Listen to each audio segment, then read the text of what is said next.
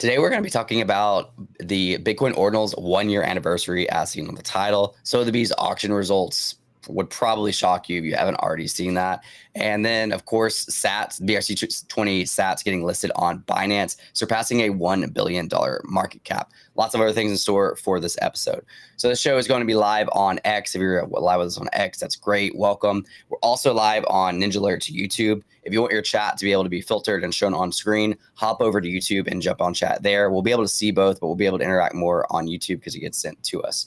This show is, of course, brought to you by Ninja Alerts, who just announced that within the next, it says next week, I'm going to say within the next 5 days, I don't know the exact time horizon, we will be nailing down publicly our mint date and the snapshot for the top 1,000 allow list. It's not too late to be able to get on that 1,000 allow list. The instructions are on Trevor's, mine, and Ninja Alert's Twitter. Go check that out. With all that being said, special thank you to our guests today. We got Flame, Aki, and Witters. Guys, it is the 1 year, as I mentioned, the 1 year anniversary of Bitcoin Ordinals. How are you guys feeling about it? Great. It's crazy that this year has gone by so fast. I know. Now, to be fair, this inscription particularly, I'll go ahead and pull it up. I feel like it still wasn't really like I don't know who was talking about this last year at this time. Like Ordinals didn't really, start getting traction until like February. Casey just inscribed this one, a month before the rest were inscribed, to my knowledge. So here's the inscription. I'm showing it on the screen right now.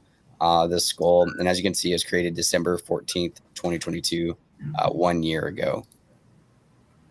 Lord, I remember going back to look at what the very first thing that was inscribed was, like in February, and I was like just taken back by what exactly like the sequential things that were inscribed. Not in a bad way, just like that's something. I'll tell you what. And then when it had zero hype, there was nothing behind it. People were still fading it.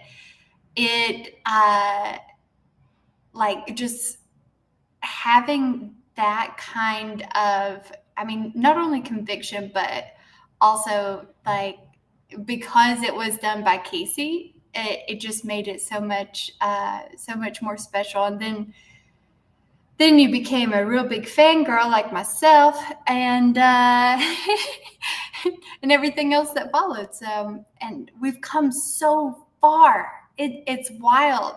It's just absolutely wild.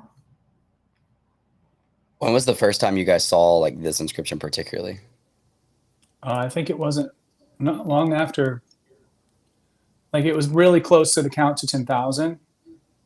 As soon as I found out about Ordinals, which was around that time, I think we were about halfway to 10,000 around that time. And I was just trying to figure out what was going on, what the tech was, what the point was, what the idea was. And then also, can I be involved? Because clearly anything you can be first in crypto is never a bad thing, especially if it doesn't cost you a lot of money or end up draining your wallet.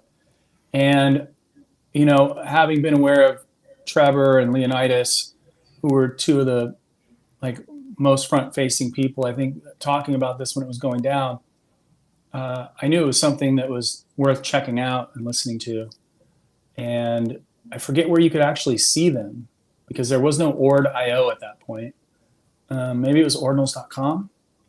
And I thought, oh, that's really cool, the first one. And then I started going through some of the later ones, and I'm like, okay, so there's a little bit of spam in here, And then obviously there was some really fortuitous stuff like the mushrooms, which all just sold for crazy amounts of money on Sotheby's. And so, yeah, I thought that was really cool. If you're going to start it off like that, I thought Casey chose a really cool image. And then I've tweeted about this because I'm a huge nerd and I like to flex. At the Bitcoin Miami conference, not the Bitcoin Miami conference, but Ord Basel, basically, Casey and Aaron did a fireside chat after they did they did the opening talk that day, and then they did a fireside chat later in the afternoon.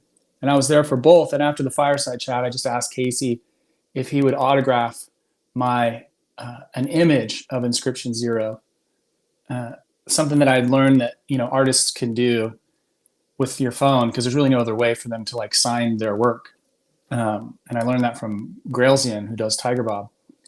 And he was kind enough to do it. And so now I have an autographed Inscription Zero, basically, that I ended up inscribing a couple days ago, just to kind of pay tribute to the whole situation. Heck yeah, dude. That's really cool. I didn't, when you say, I'm sorry, autograph it. I'm losing my voice. When you say autograph it, is it like the screenshot and like they like write on that, or not screenshot, but like they like kind of like draw on the, over the picture? Yeah, 100%. Okay. So when I met the Tiger Bob artist in person, I joked with her. I was like, it'd be really cool to get you to sign one of your NFTs, but like, how would you even do that? And she said, give me your phone. And she did that very thing. She screenshotted it, and then she hit the edit button, and then she signed it. You know, she wrote on it. She drew on it with she drew her signature on it with her finger. I was like, oh, that's really cool. And since then, I've had a few other artists do that at IRL events. And it just kind of dawned on me, why wouldn't you have Casey? Why wouldn't you ask Casey if he's cool with that now? Because like, when are you going to get another chance, you know? And he was nice enough to do it. So I met Casey at the Cypherpunks house party that Neuro put on, and I had asked the exact same thing, but Flame, where you were smart to just like get it like in person, I was like, all right, what we're going to do is you're going to come to the hood, and you're going to just sign my mural, because it's an Ordinals mural, and you're going to sign that, and you're going to do like on the hammer. And he was like, that all sounds really, really fun. Did not end up happening, but at the same time, he does want to sign one of them.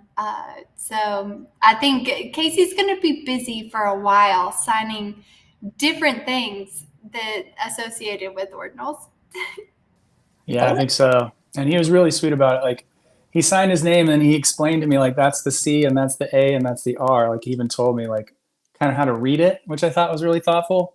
But, you know, I don't think I know I'd never met any of these people in person, him or Aaron or Trevor or Brett from Gamma. So many people I got to meet that day, and it was just such a valuable experience. But that was kind of like the cherry on top.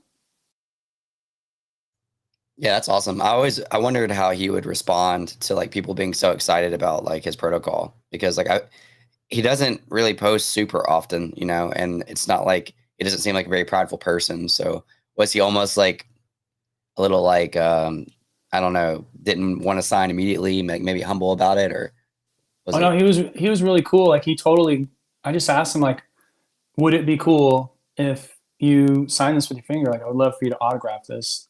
That would mean a lot to me. He's like, oh yeah, sure, no problem. He was super chill about it.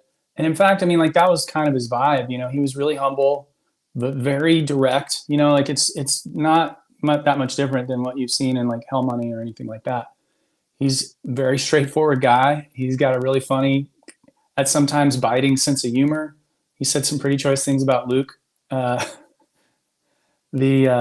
know, oh my gosh, tell. The cutter that rants. Oh, he just said, you know, as far as what he's saying, it doesn't really matter. Nobody listens to him. He's basically like a crazy person on the street, shouting and rubbing feces in his hair. Hell yeah. That's pretty close to a direct quote. And it got a lot of laughs. That was in the fireside chat. He didn't say that in the main stage. The main stage was a little more professional. But they were great talks, you know, and it was cool to hear like all the origin story firsthand, why he named them Ordinals, and what his intentions were.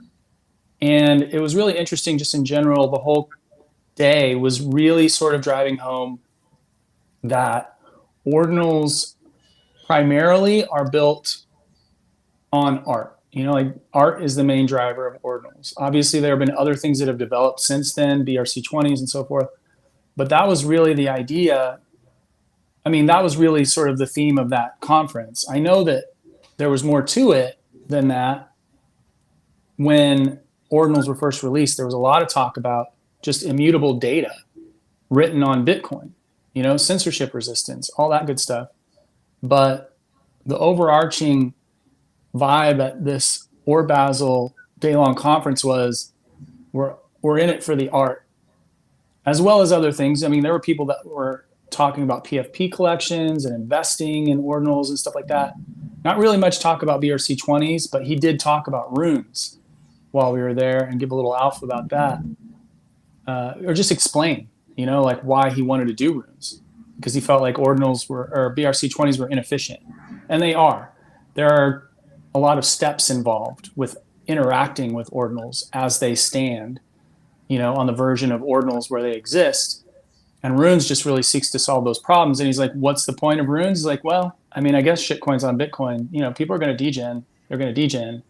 I just wanted to create a better option for that, basically, which I thought was admirable. Yeah, I'm excited about those, man. It's going to be fun. I wonder how, I don't know, it's going to be interesting to see BRC20s and runes go inside together, but see how it goes. Well, now too, there's like a CBRC20s, or there. It starts with a C. I saw that come out this week, or maybe it came out before, and I just now saw it, but don't know the difference. But I think, like, no matter what chain that you're on, you have to cater to the people that are like speculative on the more degen side, like the more quick flips, and which is just so funny to me because Bitcoin is so slow, and being able to make those like quick returns just is like the antithesis of like just Ordinals protocol and just Bitcoin in general. But you got to cater to them because they're going to do what they're going to do. Yeah, I mean, honestly, you see these meme coins really driving chain volume, and like chain volume can lead to so many benefits for each of these blockchains. I mean, it can increase security budget. It could push developers to go over there. It just gets exposure. I mean, we were joking around before the show. I found like half an ETH in a wallet that I, was on a layer 2. I like brought that half an ETH to a chain I've never interacted with before because they kind of have some not goofy stuff, but they have some like farming stuff going on. It's injective. I don't know if you guys aren't familiar with it. But and now that they have stuff going on, I'm over there using the chain. And honestly, I found that their marketplaces are really cool. And I found some like very innovative things that they're doing. So, I mean, all that stuff can like drive people to the chains. Aki, we do have some specific question I do for DLC Link. I just want to know in general. So like you were doing DeFi on Bitcoin long before, the Ordinals ever became a thing. What's been your experience with DeFi on Bitcoin, and then specifically like with Ordinals, integrating and everything as well? Yeah, gosh, so many stories. When you guys were talking about TO, I was thinking back to the first time I met him. We were in a hotel in Miami at Bitcoin Miami, and we're pitching him. And it turns out I had met him 10 years ago, and Kathy Woods walked by and like, go talk to Kathy Woods. So I pitched Kathy Woods, and she's like, yeah, this is cool. Like, it's just so magical to be in this space. And it's gotten more magical. So, 2.5 years ago, when we kind of came on the scene, there was a lot more kind of, I call more like religious dogma or religious differences. You believe the world will go this way. I believe the world will, be totally different, whatever. One, token will go to zero. The other goes to I don't know, so there was a lot more kind of emotion around that. And, what Ordinals and all this, like building on Bitcoin. I mean, we were kind of, 2 years ago, I went to some Bitcoin Maxi conferences, and I went to two, one after the other, because I wanted to talk to people who were Maxis who didn't believe in ETH or DeFi or whatever at all, and I just wanted to not to convince. I just wanted to hear what their points are. And then I did 1 week in Los Angeles at Swan's conference, and then I did 1 week in El Salvador. And not everyone was a Maxi, but a lot were, or quite a few were. And then I sat down and I wrote out some blog posts, and those were some of our earliest blog posts talking about, how we see multi-chain, like let's take the best of Bitcoin and the best of ETH and the best of, other chains. And So anyway, but we were very unique in that. I mean, at that time, I mean, Stacks really, hats off to Manib and the team there, because they were like kind of one of the only ones. And like, yeah, there's some strings attached because they have their own token, but they were like, legitimately already building, and Trust Machines had just raised some funding. So you saw like kind of a future there where, there's like an ecosystem. But other than that crew and people at RSK I met and so on, it was like pretty sparse. And it was, I was like kind of prepared to, like, honestly, I was prepared for someone to punch me in the face. Like, that's how I went to these conferences. I'm like, that could happen. I don't know. Maybe someone, whatever. So it's totally different now. I mean, even just what you just said, Chris, you're like, oh yeah, and then I like took it to Injective and whatever. Like that's awesome to hear. And then the other parts too, like, well, now we have, CBRC20s, this is an amazing place because people are learning about other things and they're like trying different things. So all that to say, we want to facilitate that. I'm not a cryptographer. I'm an entrepreneur. I've been a developer for 25 years. I was a VC, yada yada. I built an AI company. But when I heard of Bitcoin in 2011, and I didn't ape early and ape often, but I should have. But like, I don't know if you can say ape with Bitcoin, but whatever. But what we're doing is, yeah, like we had this vision, right when we came to crypto. When I came into it full time, my co-founder had been in it before, but came full time, and I'm like, I don't get it. I'm like, why do we have all these interconnectivity issues? And if you have Bitcoin, why can't you invest it or earn it? Well, it was almost like the dirty secret of Bitcoin. I don't know if anyone's ever called it that, but I always call it the dirty secret of Bitcoin is if you want to use it in finance, you have to centralize it. You have to use a custodian, or you have to like send it to a whatever, or send it to Bridge. And I'm like, it doesn't make any sense. Like, if the point of this thing is to have self-sovereignty, and the only way to, other than holding it, the only way to like invest it or take a loan on it or hedge the price movements is to do something with like to do the opposite of that. I'm like, I don't see a world where that it can be like the long term. So like, how do we make that a reality? And then we found this DLC invention that the Lightning Network creator had invented right before he published the white paper. He published the DLC white paper. And we're like, okay, we have to focus on this, because if we build something valuable here, we build infrastructure that everybody can use, and we could like really help this thing, become a reality. So what does it look like from a user perspective to use DLC Link?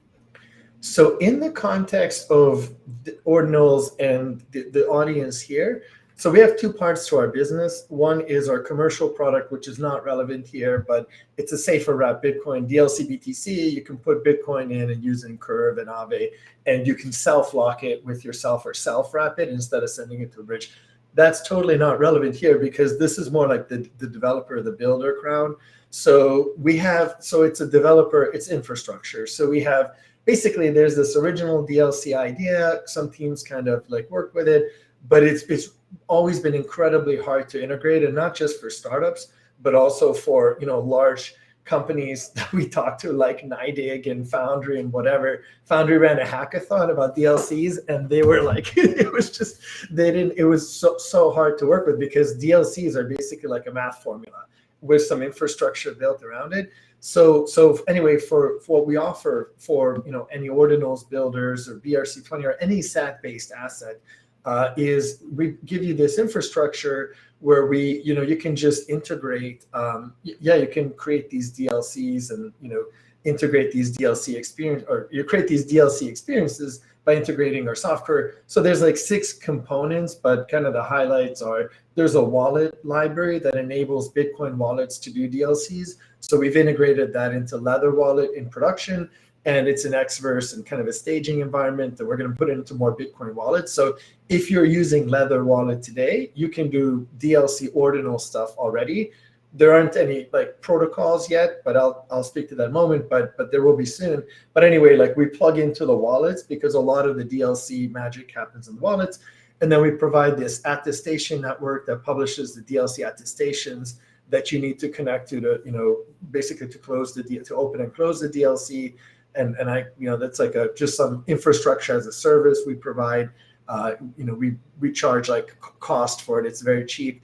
And then there's some smart contract integrations where you actually build it into your, if you're using Solidity or whatever smart contract you're using to kind of have the logic, because you need to use something to interact with the, whatever your Oracle is or however you do it.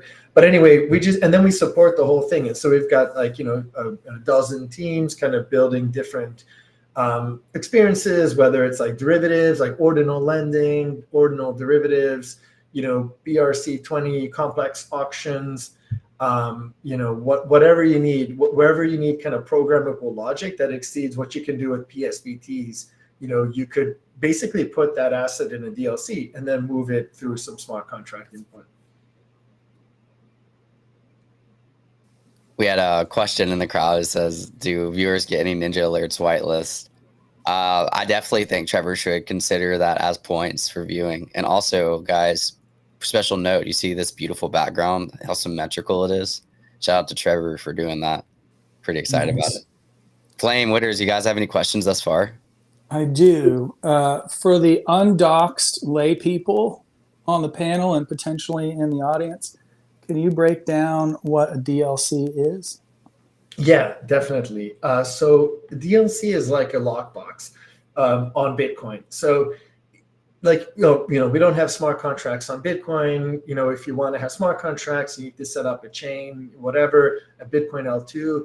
This is not that. This is something that is an if-then statement. So you basically can like put Bitcoin or an ordinal or something in there, some sats in there, and basically have like conditional movements. So like if this happens, move it here. If that happens, move it there. And it's really simple. Usually we just use two outcomes, like A or B, and you have another party there. And there's different designs for who that other party might be. But we always think of it as like a human interacting with a protocol. But basically, you can basically put some asset in, and let's say take a loan, and if you pay the loan back, you get your asset back, and if you're liquidated, it goes to the other party. Like that's an easy way to think about it. But the great thing about DLCs is they're already in Bitcoin. I mean, they were added in Taproot, and it's just like math. And so once you implement this infrastructure, then you can basically like non-custodially accept or work with people's deposits. So basically, you can do like decentralized. Yeah, you can do DeFi stuff with Bitcoin on Bitcoin, and without any kind of bridging or anything. That's so awesome. Thank you for the explanation.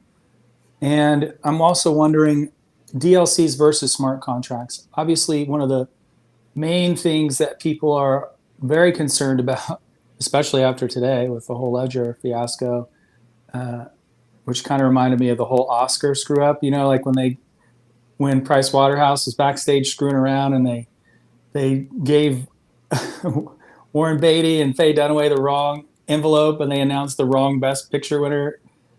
I feel like whoever I don't want to say jabroni, but it was a jabroni move, whatever they did, interacting with some malicious situation to then expose ledger code. Like, I don't know how you pull that one off, but I wouldn't want to be either of those groups of people is what I'm trying to say. But my question is, what do you think the benefits are of DLCs versus smart contracts from a security standpoint? Yeah, it really comes down to exactly what you said, is custody. Like, Ledger, like people are custodying it in Ledger or self-custodying it through that software, that hardware and software, because you want to own your asset. And that's like the whole point of everything that we're doing here, across all chains. That's like the one thing everyone agrees on. But yeah, like it. Sorry, I went down like a tangent in my head here. Yeah, so basically DLCs allow you to retain custody, and because Bitcoin doesn't have smart contracts, if you want to have any kind of smart contract logic, like basically DLCs only do one thing. It's only the if-then statement. You can't program anything else into it. It's just like a simple. It's basically like an on-chain escrow, and that's the only thing it does. You can lock something and unlock it, or lock it and you either get it back or you move it to another party. That's the only functionality. But turns out that that's actually really important for, moving, assets. That's like a very basic, like having escrow is, on-chain escrow is like a very basic, primitive, it's basic functionality. So you can program any kind of logic into a smart contract. But the way that this sort of enhances the picture is with all the L2s and everything, right now you have to bridge into their, using their bridge. And what that does is you have to send them your asset, right? So, whatever bridge you're using, you basically like it generates a deposit address, you send it over there, and then they lock it with their system and whatever, but you lose custody. And so if it's hacked, your assets are gone. Or if you send it to a CFI institution, then and they go insolvent and the bankruptcy court like grabs it, it's gone. So as soon as it's out of your hands, it is, obviously you have lost self-custody. And so what a DLC lets you do is it lets you maintain self-custody because it's like a form of self-custody where you basically put your asset into a 2 of 2 multi-sig where you hold one of the keys, and then that application holds the other key, and then it's basically just enforced by the logic. But the advantage here is you can look at what you can inspect the logic, the smart contract logic on an immutable blockchain, whichever one it may be. And so, you basically just, you have an assurance that you know exactly where it's going to go. And the big advantage is that it can't be hacked because when you make the deposit, and this is the genius of the, Lightning co-creator, Taj, is when you lock it in, you pre-sign where that Bitcoin or that asset can go under what conditions. And those are locked in and they cannot be changed. So like a typical bridge hack is, you send it somewhere, they have it in a pool, and then some hacker nabs it from there. But here, the only addresses it can go are Alice or Bob. Like it literally cryptographically cannot be changed, cannot be altered. So you have that assurance that that asset's where that asset is. That's amazing. I think that hopefully is something that will be attractive to people who are wanting to develop on Bitcoin, especially with all the security risks that have been running rampant in so many other places. It makes Bitcoin composable with any smart contract system. My question. Oh, sorry, Chris. You got it. Just... Okay, so my question. So we've seen here recently like UTXOs that have been spending ordinals. Does your do DCLs prevent that, or do they aid in that? I'm not a technical person, so I would love to hear if they don't. I would love to hear your remedy for that. But it's kind of a big concern, right? Especially when you have larger valuations in your ordinal collection. Do you mean like accidentally spending that SAT and gas fees when you're trying to move it? You hit the nail on the head. That is exactly the perfect segue to what we just built, and we are like in a process of launching it. We're launching the ability for DLCs to take SATs and to take ordinals and stuff because we coin control, like basically it's DLCs with coin control, and so that's. That work was actually funded by the Stacks Foundation. Shout out Stacks Foundation, Will. Thank you again. They've been so helpful. But this is something they were like, well, we need to have ordinals and DLCs. So here's a grant, and it's been great. So we finished that. So we're building that into our infrastructure. Like the hard backend work is done. Now we're plugging it into Leather because Leather is the one where you can do this in production. So I think that's coming pretty soon. I don't know, we're basically we're doing like the pull request and whatever, and then they can merge it in once. So I would definitely in a month or two, that should be ready. And then any protocol can you can build lending and, derivatives and other financial products with ordinals and BRC20s and what have you. As long as it's connected to a SAT, it will be supported. Thank you so much. That has been on my mind for a while, especially since that happens close to home. One of the OMB, I hold OMBs, and one of the holders spent their OMB, and it was detrimental, and I was like, oh, I didn't even know that that was possible. And so like I'm very glad that you are, remedying that, and good job.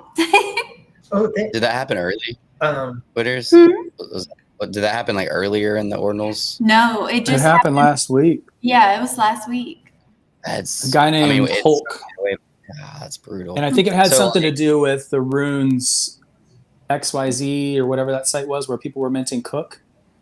People think that it came out of that situation. And when I asked Casey about it, and I said, as far as that kind of stuff goes, as far as these exploits, like what do you recommend in terms of interacting with these unofficial rune situations? And he was very quick to point out that wasn't an exploit, that was a scam. And this is probably the last time I'll say it because I feel like I'm going to wear it out. But it was funny.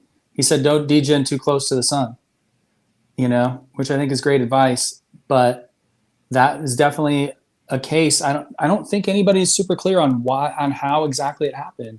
Still, maybe they are. I don't know. I never heard the official story. Hulk, I actually met the guy in person, and he was still not totally sure how it happened. So I'm really excited to hear about these solutions, I guess is my point. It always makes me wonder, like, you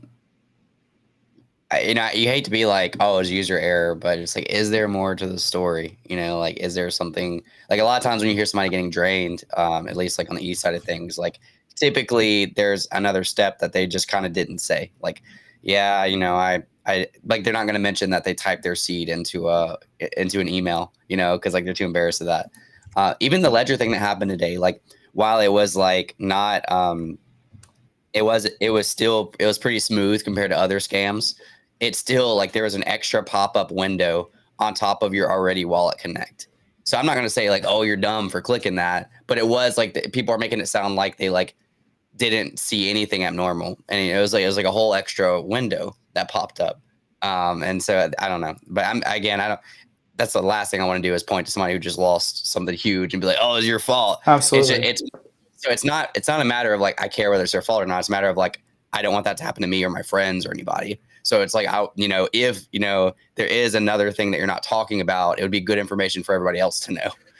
That's more so the perspective that I come at it with. And this is a part of engineering. I mean, this is what like developers do. Is there's the back end stuff where you're just like, how does it work? It's like database type stuff, like all that like wizardry. And then you've got the front end, you've got the user experience. And if the user experience sucks, I mean, like back in the early days of the whatever computing, like all the software, like crap user experiences, and like whatever AOL figured that out, and people started using it because it was actually smoother.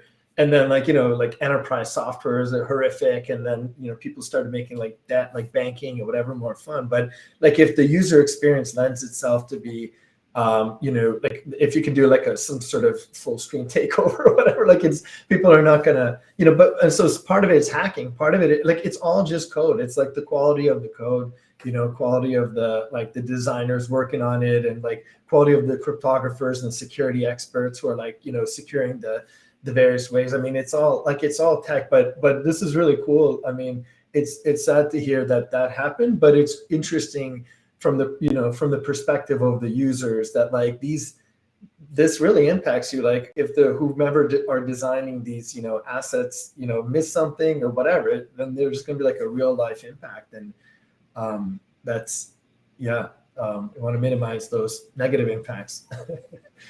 100%. And I will say really quick, I definitely am not like pointing a finger at the person that messed up with the ledger situation. Having stepped on more than one rake in the crypto sphere, I'm the last person to like laugh at someone else's mistake when it comes to that kind of stuff. But I think erring on the side of caution, even when you think everything is rock solid, I think what we learned from Hulk's unfortunate situation last week is really don't interact with novel stuff, new stuff, cutting edge, brand new, full-on degen situations with a wallet that's holding your most valuable possessions. Vault those things and create a separate wallet to interact with these things. I mean, I was guilty of interacting with it with stuff in a wallet that I cared about too. And I spent 2 hours thinking that there was a chance that my stuff could be vulnerable in Miami in a hotel room, transferring stuff from one wallet to another and watching sats fly out the window too, because it was expensive to move all that stuff. So, I'm just as guilty as he was. I just got lucky and didn't lose anything. That is, well, you hit it home, Flame. But also, I think that we're at the frontier of so many different things to where like the people that we trust the most, and like Ledger, man, like from today to the like backdoor situation that happened months ago. And I know these are not like necessarily connected to the actual hardware device that you would purchase. But because we are so new, and the vulnerabilities that lead to, just new things, right? That there's so many different access points into things that are novel. It really brings like question is like, what should I use? What should be especially for ordinals, especially for Bitcoin, and like your BRC20s, like and this is open to all of y'all, like what are you using, whether it's cold storage or a hot wallet? Are you trading intermittently? I have a little bit of a bag in BRC20s, but I mean that's all on Unisat, and that's different. From the get-go, I've used Hero, and they have yet to fail me, and are now Leather. Sorry, Hero, now Leather, and I love the name Leather because A, I love leather, but B, just like the product, but B, it's just like it's so classy. I don't even know, but they haven't failed me yet, and I thoroughly enjoyed that. Where like Ledger, I think because they're the main one, or like Xverse, they are like hyper criticized no matter what they do. And so like I'll stick to my, lesser the path, like less traveled for right now. But at the same time, like, yeah, just tell me what y'all are using. Need Elizabeth on here when you start talking about Xverse, give Yeah. you a little pop. Yeah. You don't use it? I'll be honest with you. So with it's funny for this show, but like I do a lot more trading on ETH, it's and then on other chains. So I use a Ledger and I use a Trezor, and then I use another Trezor, and I interact in a bunch of different chains. I keep my Bitcoin on like a cold wallet that like doesn't interact at all. Like I don't trade, I don't connect, I don't do anything with it. But when it comes to Ordinals and BRC20s, I don't know. I mean, like I don't have anything that's like this would like affect my life if I lost it. Like I have some Ordinals I don't want to lose, but like I don't have my my Ninja yet. We're not in a bull run where some of these Ordinals that I personally own are worth a ton of money. So I'm not really in that situation to think about it right now. But it's something I thought about for a while, and I'm very interested. I know you mentioned Leather. Aren't they coming out with like a tap wallet? And I think it's even like I do not know the security side of this, but apparently like it doesn't even have seed phrases.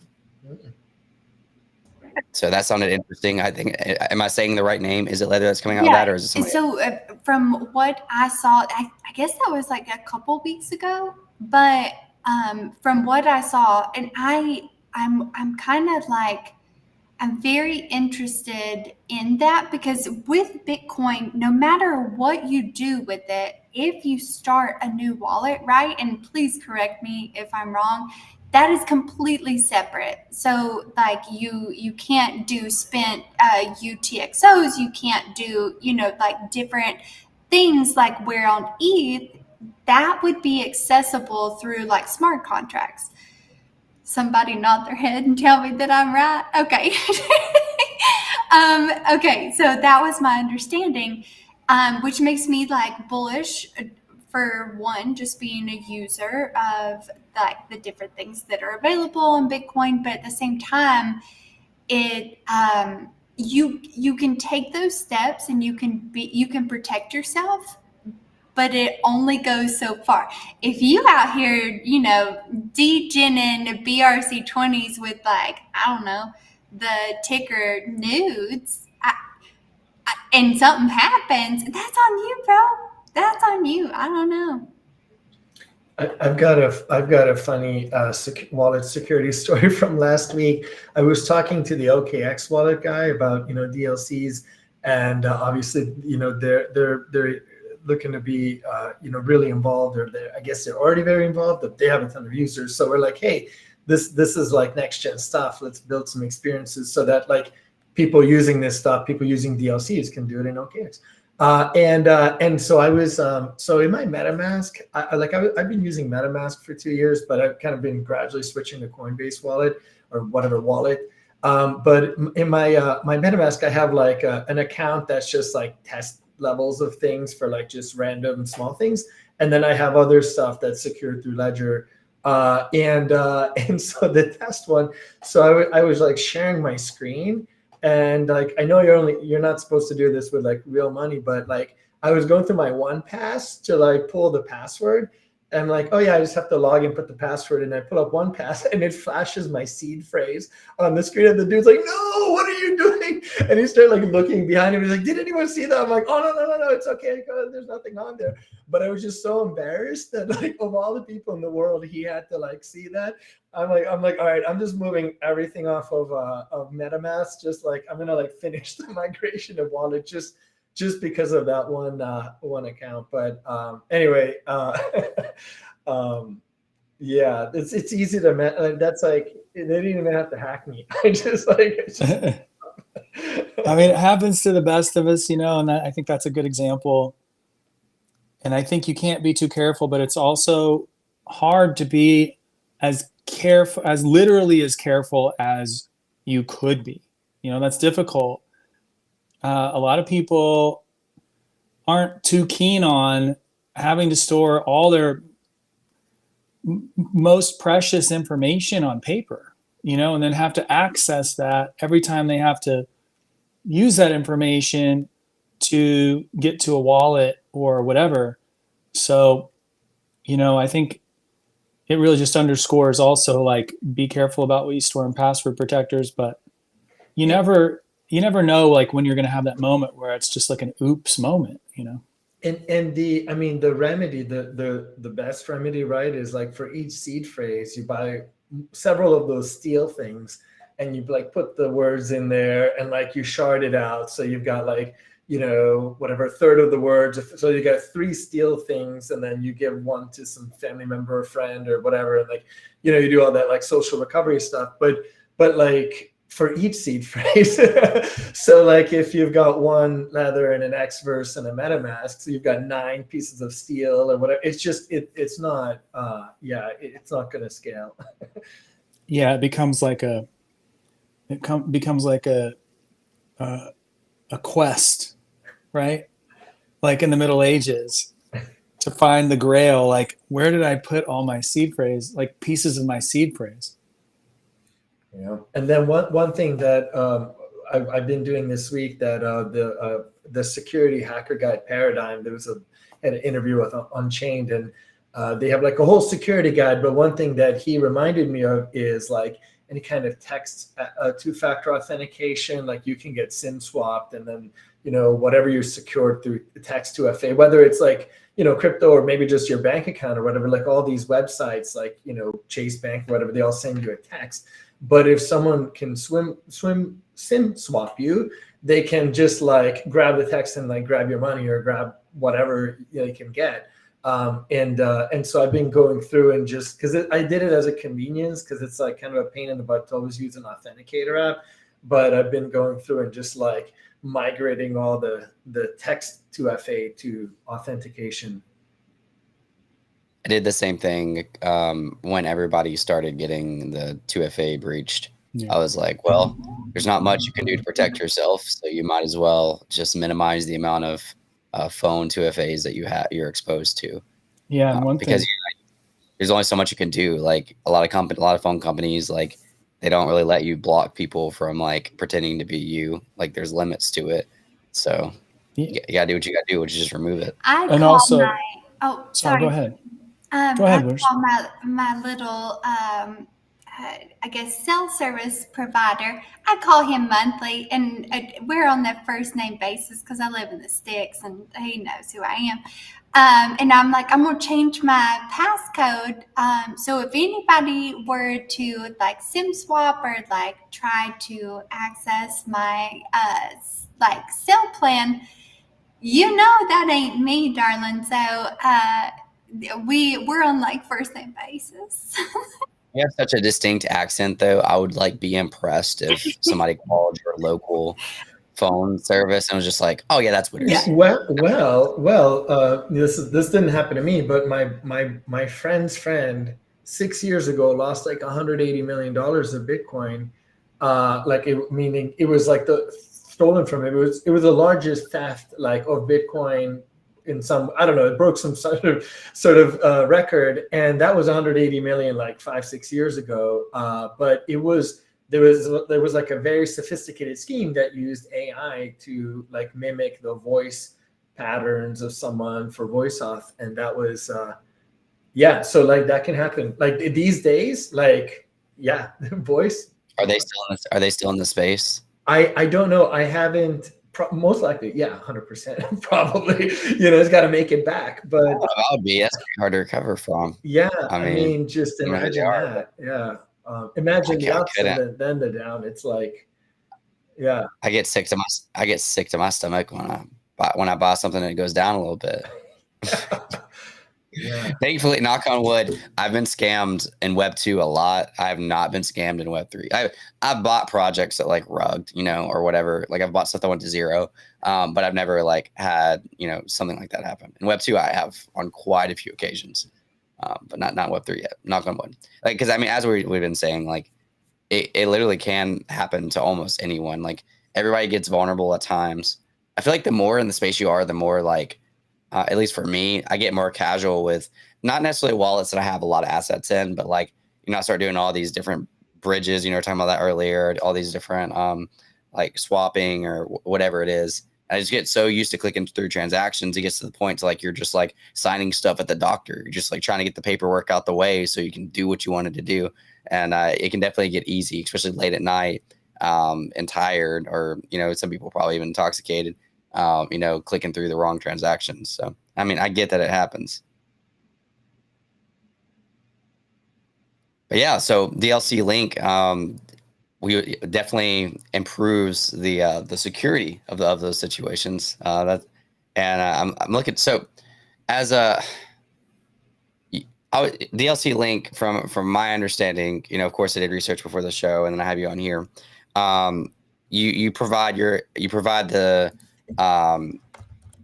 product to more so like companies that then use it. Like I see you have a partnership with Arcade.xyz and then Chainlink and like those type of companies. So it's not really like an individual, correct me if I'm wrong, of course. It's not really like an individual user coming up to you and like, that I'm your consumer. It's more so like to like, these structures. Yeah, it's B2B. Yeah. So yeah, we plug into B2B wallets, we plug into protocols. I mean, you can be a single engineer working on something.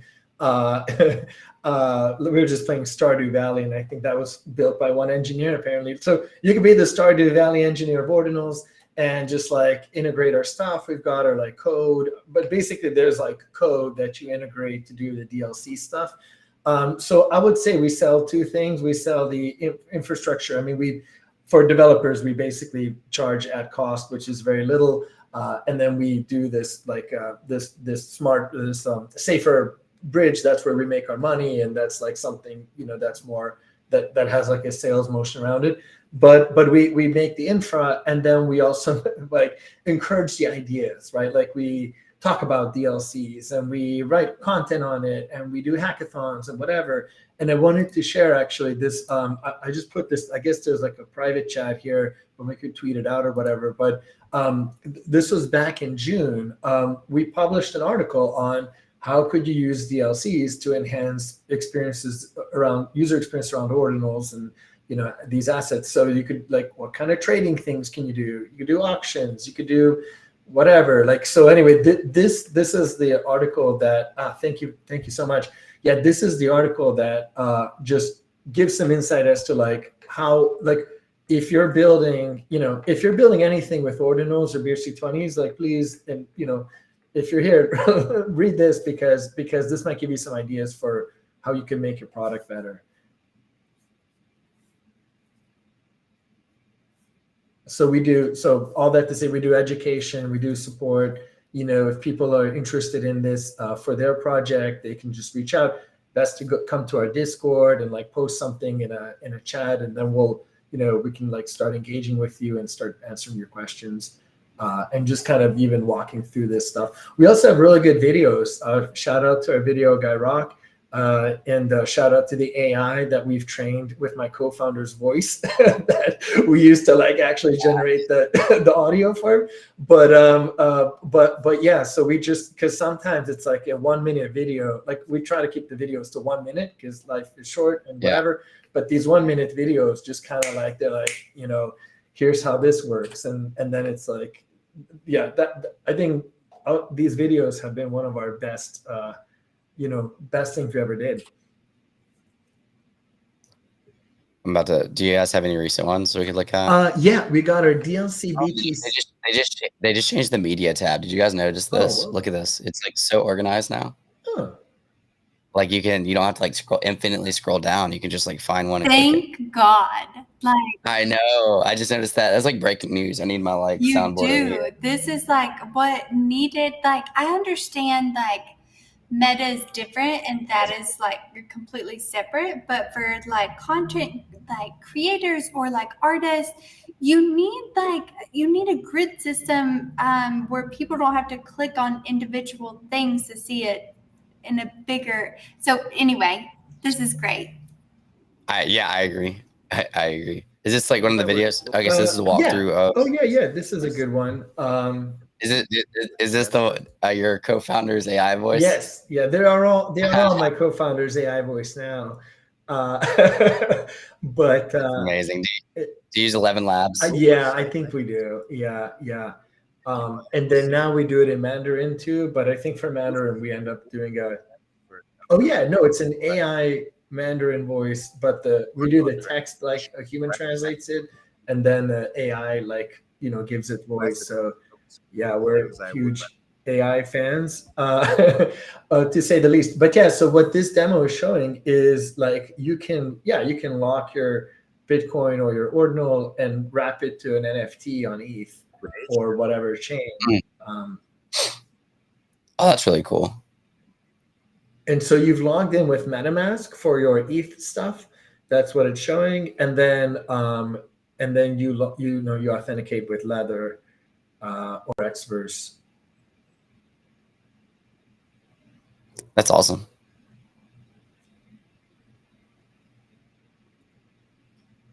Heck yeah, you guys look like you're killing it. The article, I think my mic was muted earlier, but the article was really well written too. I like the structure and the format. We only got like really a minute left, but we don't have to end like on the dot. I did want to come back to this just because it's a big deal. I mean, one, shout out to On-Chain Monkeys. MetaGood raised $5 million, and shout out to the investors in it. Active Ventures, Bitcoin Frontier Fund. Shout out to our company. That's Trevor's fund right there. It's the one that I also work for. UTXO Management, London Real Ventures, and PTXYZ contributing to the $5 million. MetaGood is the company behind On-Chain Monkeys. So super cool to see that. Second, this is crazy. Like we're up on the 1 year anniversary. Bitcoin is looking good right now. Just the whole market is looking good with the ETF approvals, the Bitcoin happening around the corner. And then just like top it off, we saw the Sotheby's auction this week. Ended up closing. This is not the end of the sales. Why is this? These are off.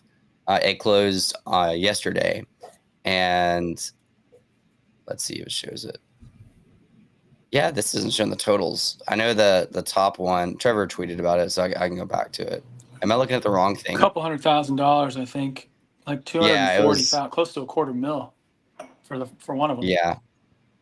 I wonder why it's not showing on here. I'm on the Sotheby's like official site. But yeah, they it's $450,000 if I'm not mistaken total for these three. Top one, like Flame said, was over 200K. These were inscription or very early inscriptions. This one was number 38, and then I think these were both 3 digits. This one's 715. The other one 635. No, 679. So that's a pretty historical moment for Bitcoin Ordinals with the Sotheby's auction and just massive prices. We had Tuesday, we had, oh my gosh, what's his name? My mind is going blank. You guys probably met him in Miami. He runs sub 10K and then he runs, oh my gosh. Oh, well, we had him on and he runs like the sub 10K, accounts and that's like attached to the marketplaces and stuff to, quantify the sub 10K ordinals inscriptions. And, he was predicting like 120,000. And he's like pretty familiar with this stuff. So it even exceeded his expectations. Butoshi. Did you did you meet him? Butoshi's the best. Yeah. Love that He was guy. here Tuesday. He's great. He's very energetic. Very excited to be here. He's Like a vibe. 2 days before that. Yeah, 2 days before that, he like went to a rave, didn't sleep, caught the plane, and like, Mhm. yeah. Yeah, I actually he's watched a little bit of that. I caught him talking about that story. I met him. I listened to him speak, and I'd seen him on the Ordinals Are Dead show with Troy Kalak and yeah. BitGod. And then I ran into him at this event and got to speak to him for a minute. And he really is such a nice guy and exactly the same person all the time. And yeah, He seems like it. really funny that you guys had him on and he got to tell that story. It was great. It was so great. Very fun. If you haven't watched that and you're watching this, go check that out later. With all that being said, I think we're going to wrap it up. Thank you, Aki, Witters, Flame, for being here tonight. It was a lot of fun chatting with you guys about all the news. I'm glad you guys, Flame and Witters, are safe from Miami. I heard a lot of people got sick, so good to see you guys, back. Well, Hope everybody liked our new. I'm- Sorry to put you on the spot, Aki. I hope everybody likes our new Ninjas background. So I was trying to show off. Oh, Where does he want to talk over there? I just love how symmetrical it is. I got to show that off one more it's time. so, I mean, everything is just like, it's honestly perfect. And I didn't see anybody unless it was like that one, like really short, like 3-hour window. So there's no way that I could have, I might inhale, there's a warning on the spray paint that might affect my health later in the state of California only. So we Okay. Well, Yeah. here. I saw the funniest thing about all that. Somebody said, I didn't get the COVID airdrop. I thought it was hilarious when I put it. Oh my goodness, that's great. I got really sick in Miami last year. I had the flu. I had 103 temperature. I literally like walked to the nearest station and like got a thermometer and I was running like over 103 fever. And then I was like, it was terrible. But I'm marked safe. I'm still sick, even though I didn't even go this year. But it happens. All that being said, thank you guys so much for watching.